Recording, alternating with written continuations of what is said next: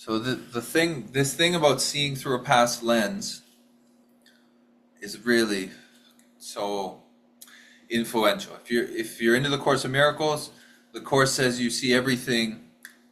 You see only the past. That's the language in the Course. If you read Ramesh Balsekar talks about the programming of the head, which I really like. I love Ramesh's book, especially the Who Cares book. But he talks about the programming of the head. Ramana would essentially say that you are happiness, and that any methods which are presented are only to move unhappiness, which would be seeing the past, seeing only the past. Because if you're looking through the head, the lens of the head, or the individuality, we're essentially seeing through glasses of the past.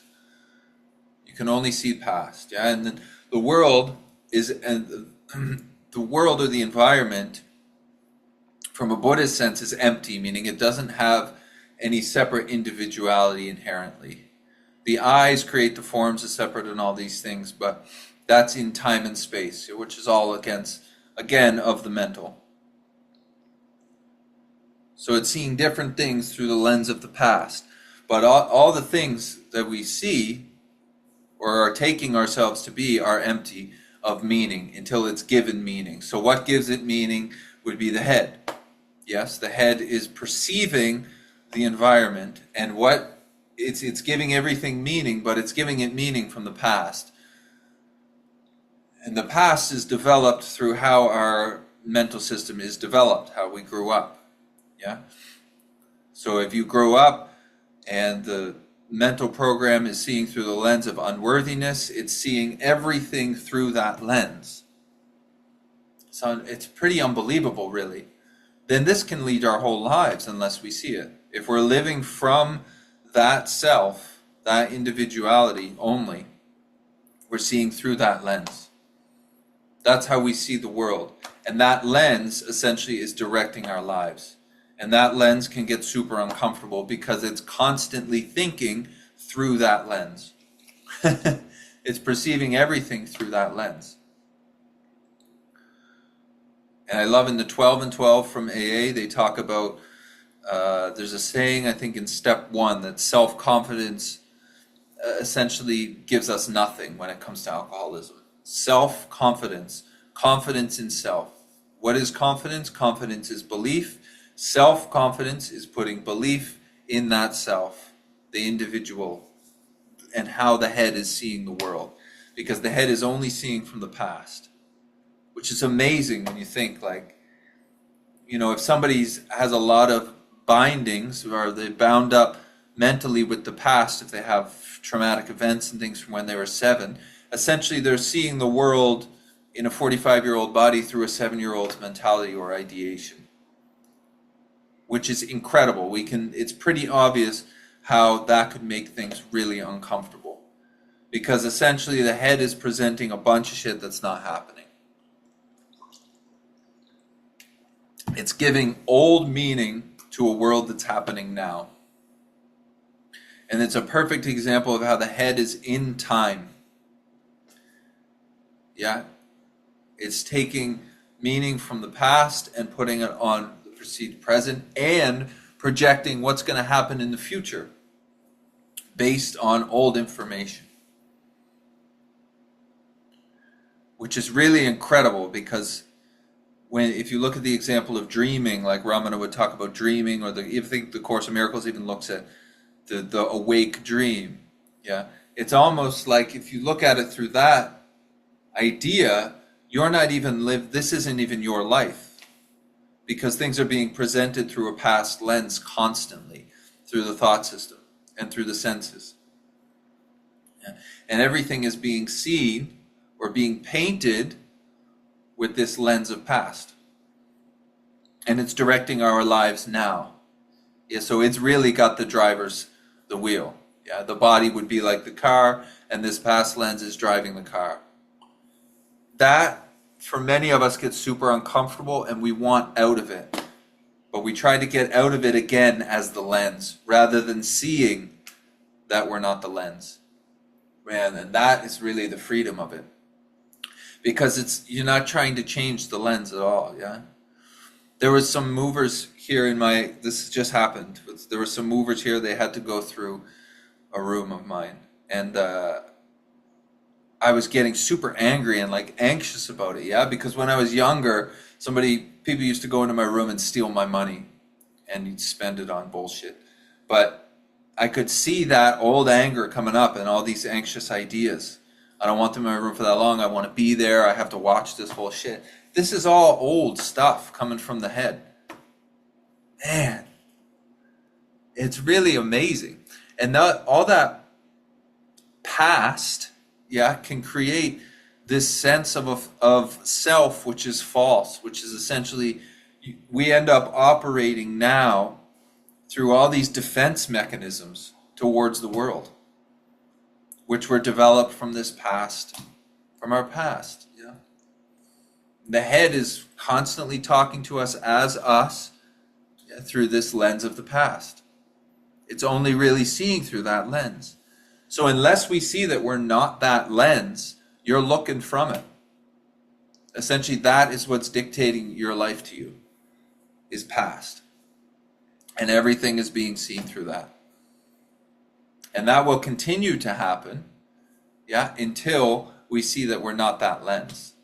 That the mental commentary that's arising is not our mental commentary. That it's arising to something way more, way vaster, way more present. And that's the freedom of it, really.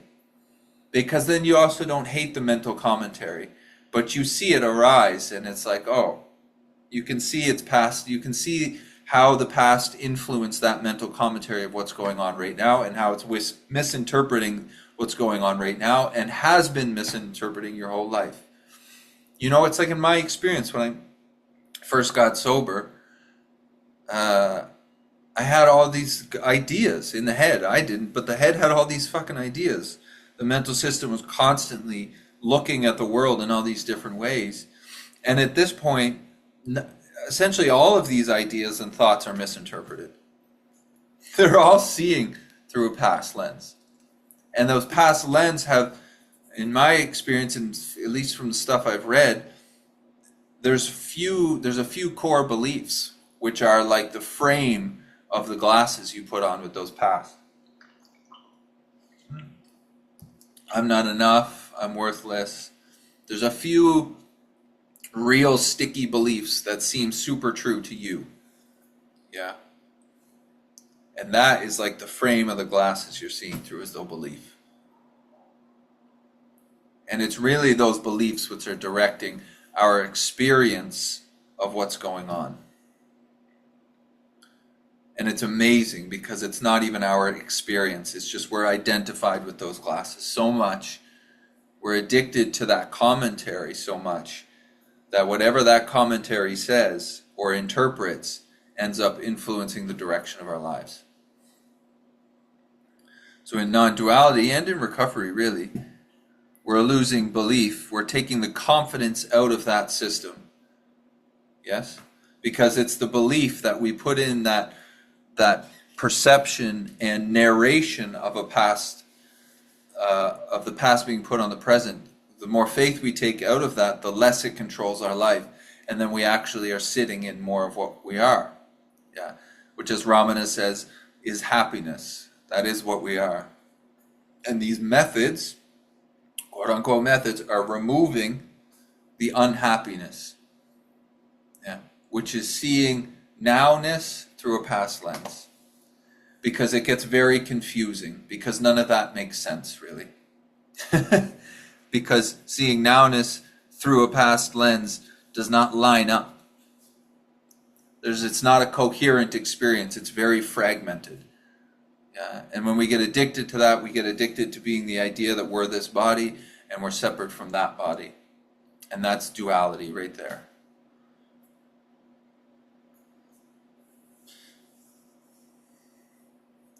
Seeing that you are not the presentation of interpretation from a past lens is the relief.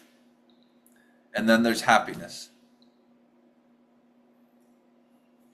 maybe the past lens is super bound up and there's a cognitive work that has to be done.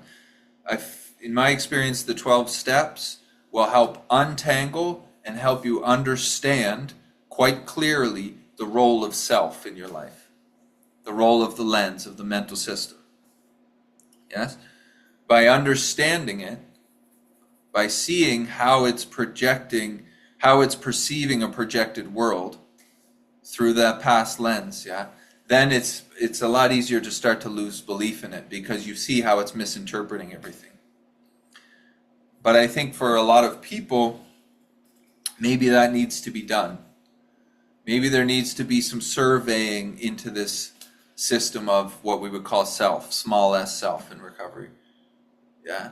Maybe there needs to be some surveying of unhappiness to see how it has turned us away from the happiness that we are, not as a body, but as the ground of our being, as awareness, as whatever name you want to put on it, Buddha nature.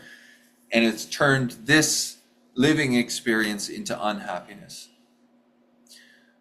Because I feel like when you see it and how it is interpreting everything and making things uncomfortable, it's a lot easier to lose faith in it because you see that it ain't you, essentially.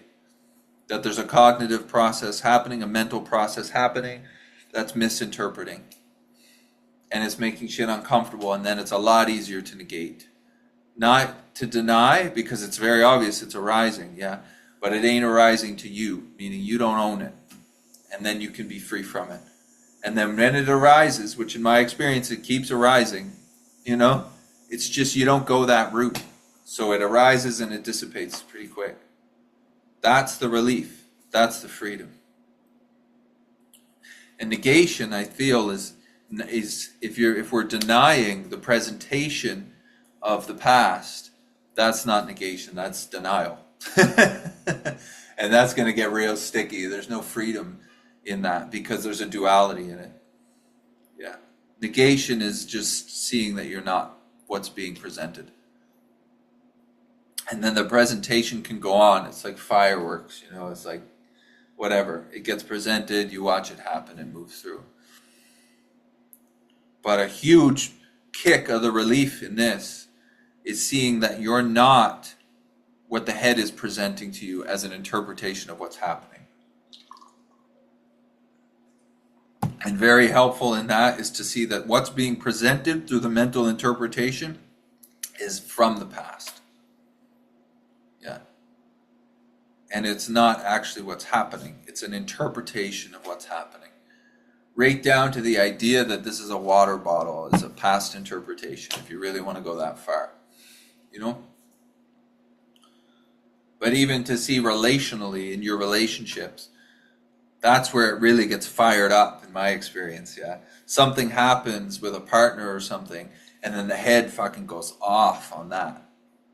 It just this reaffirms why I'm worthless and I'm the troublemaker and I cause all the problems and fucking on and on and on and on. It just presents all this past information on the way somebody looked at you before they left for work. It's like crazy, man. The head will go off. The head will fucking go off for weeks on that shit. And it's just past being fucking pasted on the wall of this little event which happened. And then if you're living as that mental interpretation or that movement that's going on, man, you seemingly feel like you're never here because you're living as that analysis. And you're still caught in that event from fucking a year ago. And the head's analysis of that, interpretation of it. That gets super uncomfortable. And then there's a want to be present. I want to get present. But you're always present because that past interpretation is arising to something. When that thought stops, you're there, and when it starts, you're there. You're always aware of that arising.